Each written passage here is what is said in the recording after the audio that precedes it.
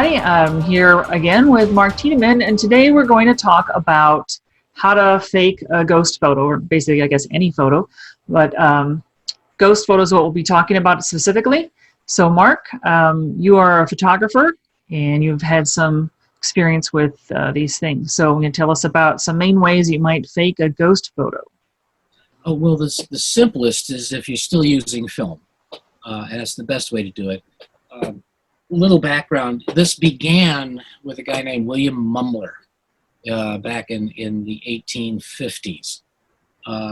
He was a professional portrait photographer, and one day he shot a self-portrait. And when he processed the plate, it was a glass plate with the emulsion painted on. This looked like there was a ghost of his cousin standing behind him. Well, in point of fact, he'd taken that image earlier and forgot, and reused the plate. And because of the difference in light intensity, his image overwhelmed the other one, but it left this faint impression behind him. And he decided this was a neat trick.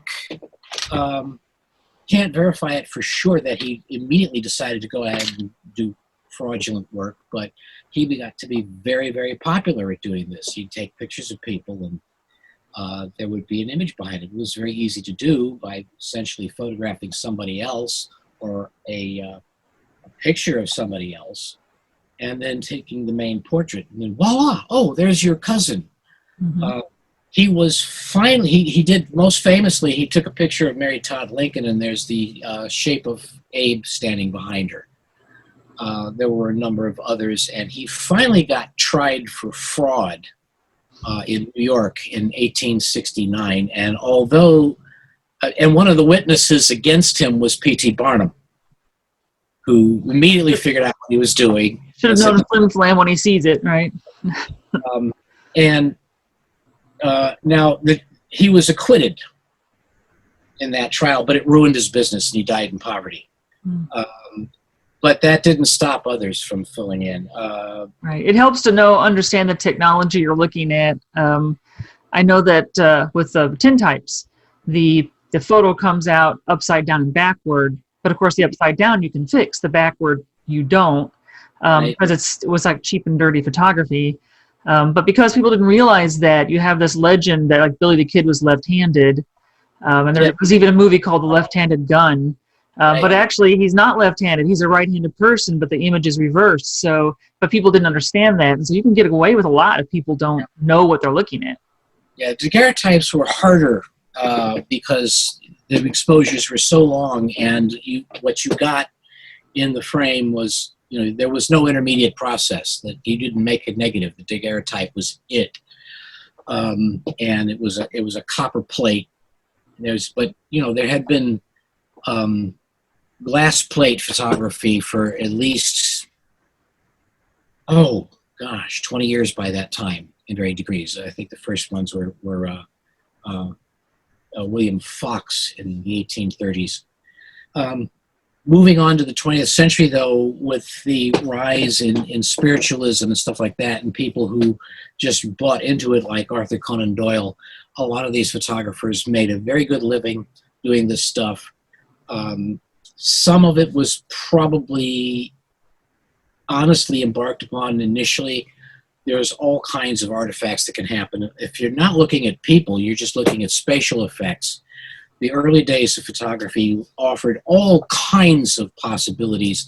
I didn't see that in the plate, and there's this spectral blob in one corner. Well, things grow in developing solutions and adhere to the plates, and the emulsion could run, and all sorts of things like that. But one of the rules of thumb in terms of determining if something is fake or not is if you take a picture, you take the picture, and then you get the pictures back, and there's something in there that you didn't see, it's a mistake. We're talking about photons. Film emulsion is not more sensitive than the human eye. If you didn't see it, it wasn't there. Something else happened. That said, you can do infrared photography. You don't see infrared, but there's special emulsions that are designed to do that. They're pretty obvious. if you want to get creative, if you're intentionally going out to do it, you can do an awful lot with a length of gauze and low light, and slow shutter speeds. Slow shutter speeds are your friend with this kind of thing. When you add some neutral density filters if you're shooting in daylight so that you can get the shutter speed up to a second or 2 seconds, put it on a tripod, just have somebody walk through. It looks like a ghost. Take it from those simple steps, and it gets very easy to just do these kinds of things. With the digital age, it's gotten both easier and harder. It's gotten harder to do it honestly because the digital image is even less susceptible to chromatic aberration than film was. But if you're just trying to fake it, it's magnificently easy to do this stuff in Photoshop. There have been a few digital ghost pictures that were accidents, but they turned out to be artifacts of the way the chip sees light under low light conditions. That works a lot with the UFO photos. Sometimes you see it, the part of the sensor gets the light reflects around. You get that weird like diamond shape. Also, a couple I've seen recently of people pointing their digital camera straight at the sun, and so they get this black blob where the sun is because the sensor is being overwhelmed. And then like, look, there's this UFO where there's in front of the sun. You're like, well, it's just your camera. Sorry. Which if you're of a certain generation, this is not at all unusual. If you go back to the early days of videotape television, which was in some ways an early example of digital photography. And you look at some of these shows where there's a bright light source, and then for an instant it goes black, and then kind of rationalizes and becomes normal. And all those variety shows with women in beautiful sequin gowns and those things, just they don't look like that in real life. Mm-hmm. This is because the sensors in the film, the sensitivity levels are being challenged. And the other thing that you can do if you really just don't care about what it looks like is a dirty filter will do wonders. You just, put some Vaseline on a filter or just let it get accrue dust for a while, and you can get all kinds of effects that you can then have parlor games about. There are people who assert that they have legitimate ghost images. I seriously doubt that they're ghosts. Mm-hmm. I have been doing photography since I was 14 years old, which means that's 51 years. And I haven't seen a single image yet that can't be explained in a mundane way. Sure. The supernatural is not going to do to your film what you yourself can't see. Mm-hmm. So I want to bring up the picture of the Brown Lady of Raynham Hall, because that's like the #1 most famous ghost photo that was captured by someone who was doing a photo spread of Raynham Hall for Country Living Estate magazine. What I find interesting about that picture is that the negative is still in the offices of that magazine, and they've never allowed anyone to see it. Well, so they'll distribute the picture, but they won't let anybody see the negative. So, you kind of wonder what that's about, right? But this photo, though, is like the one you see everywhere. Yeah, couple of ways to do that. Either, again, it could be a mistake. The film didn't roll forward when it was advanced, or I forget what the format is. If it was plate photography, 4x5 or something like that, mm-hmm. It's easy to do. You just take a second shot. But even so, it's an indoor shot, and if the light was low enough and the exposure was long enough, somebody could just walk down the stairs, mm-hmm. and then stop suddenly. The major portion of the image would still overwhelm the newly introduced thing, and you'd have that ethereal quality to it. But I think this kind of brings up a point that I keep hearing on these YouTube videos that I'm watching, but we had this photograph authenticated, or we had photographers look at this, and it's like, well, it just means that, it's a mistake, right? It doesn't mean there's a ghost in your photo. It means that you honestly took this photo. I think there's something in it. It doesn't just because someone looked at it and said, yeah, no one tampered with this, doesn't mean you've captured the paranormal. Yeah, they have a film negative, which means that it's likely an inadvertent something that they didn't account for happened, and this happens regularly. I've printed pictures for people where they swore that object that's in the corner wasn't there when they took the picture. Well, we all know what short-term memory does or doesn't do. And people like to think the human brain is a recorder, but it's not. It's not. No, it's a storage medium. Not even close. Not even close. And you have to be prepared to be extremely rigorous. Well, you know, the images of Nessie were authenticated, and there was a deathbed confession that it was faked. And of course, the surgeon's photo. Yeah. And most of the UFO photographs we have are notoriously imprecise. I don't doubt that there's a significant number of them that were quite honestly made, but that wasn't a spaceship. Right. And UFOs also seem to be have this habit of just like being a little bit ahead of us. So back in the days when balloons were just being used in the mid-1800s, that UFOs had a tendency to look like airships. And then when we had airships, they had a tendency to look like airplanes. And then when they had airplanes, they had a tendency to look like these flying saucers. And, you know, once we get like flying wings, like the B-2 bomber, then they start looking like something else. So they're always just being a little bit ahead of what we've got, supposedly. And then, of course, you realize that Area 51 is where they test flow the stealth fighters, and you wonder why people saw UFOs there. Yeah. I think if I was the military, I wouldn't keep anything there because that's where everybody's looking, right? You just keep all your aliens are probably living in a, you know, Best Western in El Paso, and you know, move Roswell. Because all those people are looking at, you know. Yeah, Roswell is a very UFO-friendly town. They have a museum about this, which has some very curious objects in it, including a hand-carved wood replica of that famous tomb face from Chichen Itza, the Mayan astronaut.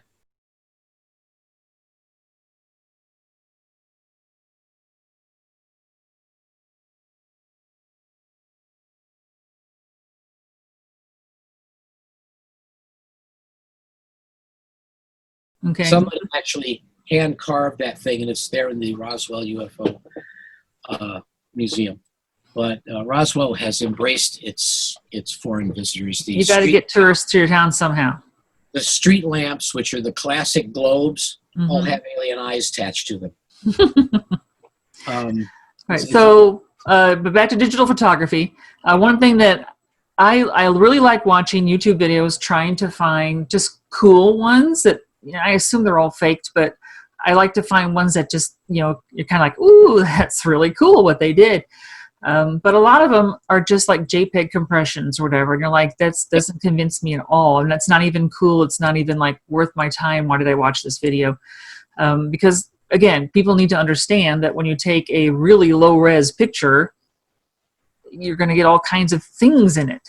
Yeah. And they call them artifacts. That's the technical term for aberrant detail in the digital image. Well,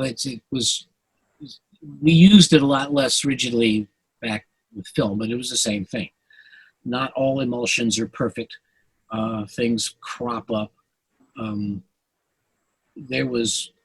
We got a batch of film once. It was 120 film.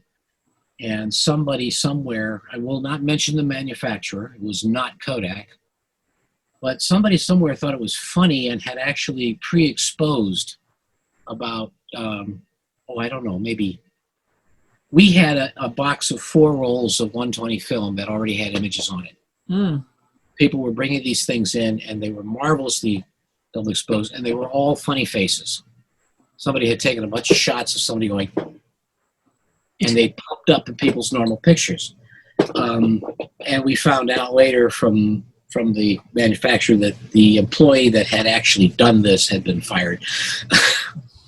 It got out somehow.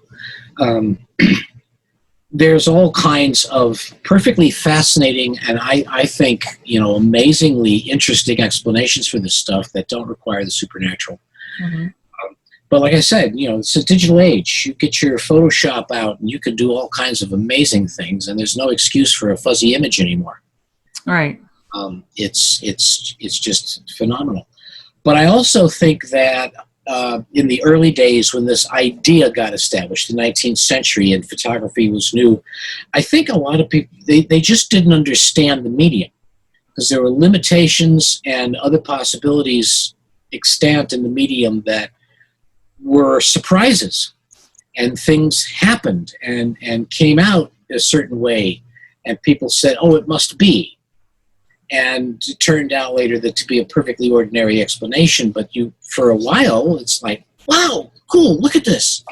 And we didn't know until pretty much well into the 20th century what some of the stuff actually was, and quality control improved, and films got better, et cetera, et cetera, et cetera. But, you go into an old dusty room with one window, you slit the light, you get a piece of a long length of gauze, and you set your camera up on a tripod, and you just go to town. You can make ghosts all afternoon.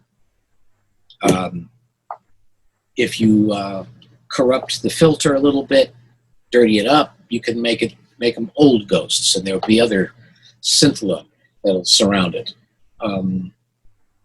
But this is intentional, and fraud is, to me, technically interesting, but other than that, really rather boring. And why would you? But, if it's a hobby, great, do it. I do kind of I both like and dislike the ability for people to make fake images now, because it's frighteningly good.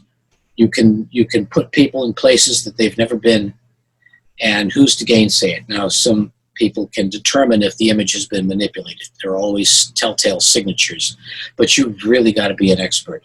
Film was easier to tell. An advanced amateur could tell if something was faked. Today, with a good digital image, the fakes are getting harder and harder to determine. But, you start from ground one. We're talking about light and its effect on a sensitive surface. And unless you yourself could see what you claim showed up on that, it wasn't there. Right. Because your eye is more sensitive than that thing. Yeah. So in short, then we'll tie this up a little bit. Basically, you really need to understand your camera and how it works, and how it can be fooled by, light or something, and the limits of the medium. Yeah. And memory. I mean, you can take a picture and forget you took it. Mm-hmm. And be completely surprised later on by it, and think it's something remarkable. Yep. We are, as you said, the brain is not a recording device in the same way as, magnetic tape or. Right. Yeah, like I said in one of these other episodes, your brain's basically forming a virtual reality for you to live in. Yeah. And it's just a tiny fraction of a second behind the actual real world. You're really living in the Oculus Rift. And you have to remember that your brain is doing what it can do, but there are limits to your brain too. Just why we have reason, but that's another subject. Yeah. All right. So thanks, Mark, for joining me again. Remember, if you like this, hit like and subscribe and that bell notification. So when I put up more videos, you'll know that they're there. Thanks for joining us. We'll see you next time. Bye-bye.